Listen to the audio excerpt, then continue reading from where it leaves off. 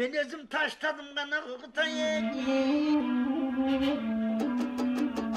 Rızkı tilip kurgandan 18.000 alamdan urgup çıkkan akkan su celbetini çaypalıp Armanға салған дария, айтайын анда жария, Исфайрам дариясы тууралуу. Бул дария тоо мөңгүсүнөн куралган, кереметтүү, эң бир таза, ыйык, улук, тунук дария. Бирок алманы асан эгип, убайын үсөн көрдү дегендей, Исфайрам дариясы Кыргыз тоолорунан агып түшүп, Өзбекстандын талааларына агып кетет. Ал эме далай дыйкандын мээнети болгон, карапайым элдин дөөлөтү болгон биздин талааларга Исфайрам дарыясынан бир да тамчысы жетпей, 60.000 гектар жер саргайып жатат. Жер жетим болгону эл жетим болгон эмеспи? Ал эме элинен колдоо таппаган эр жетим эмеспи, тууганым?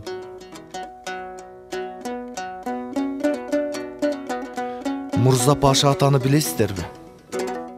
Бул адам суу сыйлаган, жерди жетимсиретпеген адам. Саргайып жаткан 40 гектар жерде жашыл бейиш талаасына айланткан адам. Жана дагы Мурза Паша атабыз Исфайрам дарыясын Кыргыздын суу жетпеген талааларына жеткирүүнү Кудайдан тилеп, көз жашын көл кылып жүрөт. Ушул Мурза Паша аксакалдын жүрөгү сизде барбы, урматтуум? Өткөндөрдү эстеген өскөндүктүн белгиси. Өткөндөрдү жектеген өчкөндүктүн белгиси. Урайым ажыны дагы бир эстеп албайлыбы? Ушул дарыянын кадырына жете албай, көз жашын көл кылып, чыркырап, эт жүрөгү зыркырап жүрүп, ал киши да дүйнөдөн өтүп кетти. Урайым ажынын жүрөгү сизде барбы, замандашым? Көз коркок, кол батыр деген. Ошол үчүн илгери бир кадимки убактарда айтышат эди, ынтымакчылыкты айта берет, азыр ынтымакчылык билбейм канчалык ынтымакчылык бар. Эгер ынтымакчылык болуп эле жанагыдай балдарды колдоп берсеңиздер, бул иштер ишке ашып кетет Кудай кааласа. Bir 10 жылдан ашыктан бери жөн туруп калды. Баягы бут тосуучулар болду, башка болду, бул ишке ашпай турат азыр. Эми азыр мына Өмүрбек Бакиров ушу киши ушуну ишке ашырып беремин деп жокор жактагы бийликтеги тиешелүү адамдар менен да сүйлөшүп. Мына Исфайрам дарыясы бар. Баткен областында өткөн ошол Исфайрам дарыясы бүгүнкү күндө 60 куб суу Өзбекстанга агып өтөт да, пикке чыкканда. Мына ошону Исфайрам Тактек деген проект бар. Мына ошону Кызылкыян үстүнө ноокаттын жарымына бурсак, ошол жерде 18.000 гектар жер суу менен камсыз болот. Мына ошого бүгүнкү күндө акча ушул күнгө чейин маселени көтөрүп келем, 1 тыйын акча бөлүнбөйт. Мына ошого акча таба аласызбы же мурдакылардай болуп калып кетеби? Кандай оюңуз? Сиз менен чогуу жазга чейин проектин бүтүрөйлү, департамент водного хозяйства менен. Эгерде чоң акча талап кылынбай турган болсо, анда өз күчүбүз менен киришебиз. Көбүрөөк акча болсо, анда донорлорду дагы, бюджетти дагы акчасын кошобуз. Акчасын алып алданып, шайлап алгандар, алар өз шоруңар өзүңөргө. Бабаңды дагы, балаңды дагы сатканың деп түшүнөбүз. Кеп төркүнө башкада. Эми эгер ушуга окшогон иш билги депутаттардан пайдаланып, ушул ишти эл жасатып алган болсо, элге келечекте өтө чоң пайдалуу нерсе болот бул. Ассаламу алейкум, урматтуу туугандар, урматтуу достор, урматтуу шайлоочулар. Мына дүйнө жүзү боюнча климат өзгөрүп, жылдан жылга кургакчылык болуп, биздин Кыргызстан ошонун ичинде 80% калкыбыз дыйканчылык менен айыл жеринде жашагандыгына байланыштуу, негизинен жашоо тирикчилиги дыйканчылык менен. Mına ошол dıykançılıkka emne kerek? Birinci ret su kerek eken. Mına kurgakçılık bolup, жылдан жылга kurgakçılık болгону биздин dıykandarыбызды bir top түш өлтүп турат. Мына бүгүнкү күндө Исфайрам дарыясында 60-70 куб су коңшу мамлекетке көзүбүздү кызартып, көз астыбызда агып өтүп кетип атат. Мына ошону өзүбүздүн жерге, өзүбүздүн айыл өкмөттөргө, өзүбүздүн шаарга буруп ичкенге бүгүн алыбыз жетпей турат. Ошондуктан баардыгыңыздарды мен ынтымакка, биримдикке чакырып, мен мына ушул проектти ишке ашырганга тиешелүү жетекчилер менен үстүтөн болсо дагы бир аз мындай консультация өткөрүп, буларга дагы кабардар кылып, булар бүгүн ушул проектке акча бөлүп бергенге даяр болуп турат. Кудай буйруса бизден аракет, Алладан берекет болот.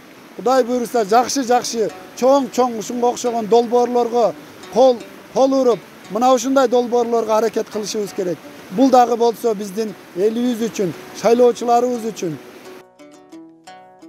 Мурза Паша ата кыялданган кыялда урпактар күткөн жашыл талааны ишке ашырам деп жүргөн эрлериңдин бири. Көкжар округунан жогорку кеңештин депутаттыгына талапкер Бакиров Өмүрбек балаң бар. Дарыя биздин талааларга агып барып, ал жакта мөмө жемиш бышып, алма өрүгүнөн үзүп жей турган убакытты кааласаңар, Өмүрбек балаңарды колдоп алгыла. Исфайрам дарыясынан суу бөлүп баруу толук түрдө мүмкүн. Тоо тешилип, андан соң агып чыгып, ынтымак айыл өкмөтүнүн талааларын гүлдөтүп, ары карай агып, Кулатов айыл өкмөтүнүн боз талааларын жашылдантып, дагы да ары карай Найман айыл өкмөтүнүн талааларына агып барып, жана ошондой эле 12 бел, Төөлөс, Көкжар, Төө Моюн айылдарына чейин жетет. Жетмек түгүл ашат. Баткен облусуна тийиштүү Кадамжай району, Кызыл Кыя шаары жана Караван айылына Исфайрам дарыясы агып барууга толук түрдө мүмкүн. Көрдүңүздөрбү? Береке кайда жатканын. Өз баркыбызга өзүбүз жетели. Ушул баланы бир бардыгыбыз биримдикте, бир кол менен, бир неме менен шайлап алышыбызды мен элге шайлап бергиле деп айтып кетишке неме кыла алам. Бирок бала бактылуу, ыймандуу бала, мен муну 5-6 депутатка шайлаудан бери билемин баланы. Bizde hazır başı malga su yok ay baldarım hazır. Şimdi etkende. Su yok. Takirip ömür ekti. Şu bizge su çıkar verirse 5 kolda böyle şaylayıp suga kalsa. Büyüyeceğiz ve semiyağız veren avamın arva için vardı bu şaylayıp bu kişine. Bu suyundu mu? Значит, biz ушундай жигиттерди, шайлоо ушундай жигиттерден азыркы мен айткан иштерди аткарып берүүсүн суранып талап кылсак болот экен деп ойлоп атам. Ишти аткара турган Бакиров Өмүрбек сыяктуу талапкерлерди биз колдошубуз керек. Көпчүлүктөн мен суранат элем. Өмүрбекти mana şu işigir vaz versin. Al yesen ama şaylanıp mana şu aytkan sözüge çıkıp mana şularga lakap Kırgız el üçün işlep başka deputatlar şaylanıp hammasi baktırıp alıp hammasi birimdikte olup işlesini Allah'tan sorayımız. Rabbana atina fid dünya hasana ve fil ahireti hasenete ve qina azabannar. Allah. Сарғартпай алтын муунду, санаға салбай уулду, өзүңө тийсин пайдасы, өзөнгө бургун сууну. Чаңкабай биздин карыя, чаалыксаң айтам жарыя, өзүңө жетсе жаманбы, өзбекке жеткен дарыя. Тоолордун боорун тешкилеп, топурак казып кескилеп, саргырган талаа жашарып, саламат болсун эт жүрөк. Өзөнгө ошол дайрана Өмүрбек балаң жеткирет. Акчалуу жанга алданба, алдансаң өмүр эскирет. Кечирбейт урпак Кудай да, кейиште күнүң кечкирет. Кейиште күнүң кечкирет. Көкжар шайлоо округунан жогорку кеңештин депутаттыгына талапкер Бакиров Өмүрбекке добушуңуздарды бериңиздер. Бюллетендеги номери 2.